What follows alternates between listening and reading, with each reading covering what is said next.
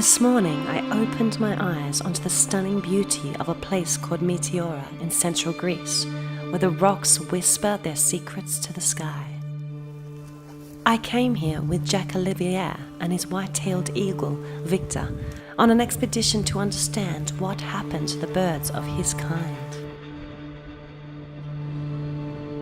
These sea eagles used to fly freely along the Mediterranean, but today only 6 couples survive in the wild, somewhere deep in the Greek mountains.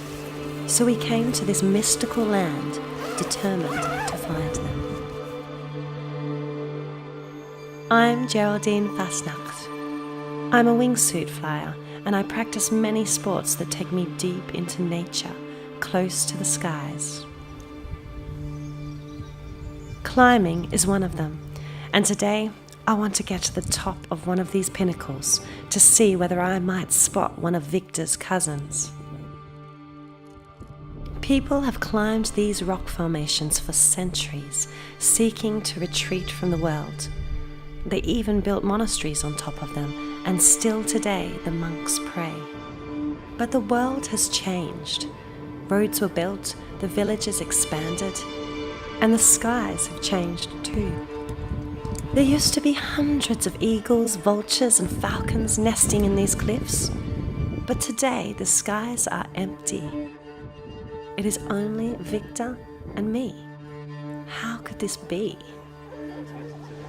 Jacques Olivier explained to me that in this region, like in some other parts of Europe, shepherds and hunters poison abandoned carcasses to kill wolves, jackals, and stray dogs.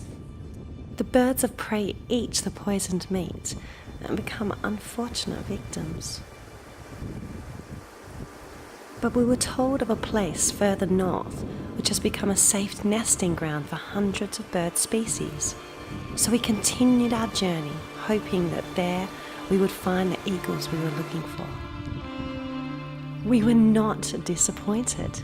With the morning mist, we reached Lake Kokini at the border between Greece and Bulgaria, a protected wetland full of wings, pelicans, flamingos, grebes, terns, cormorants, and so many more.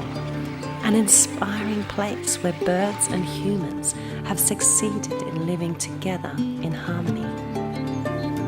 We were told there was a nest used by white-tailed eagles somewhere along the wooded shores.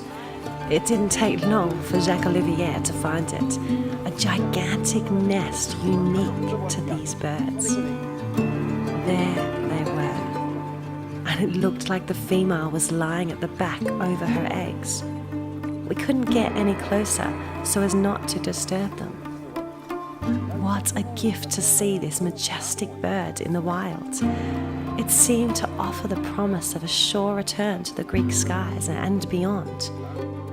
An invitation to simply let nature thrive.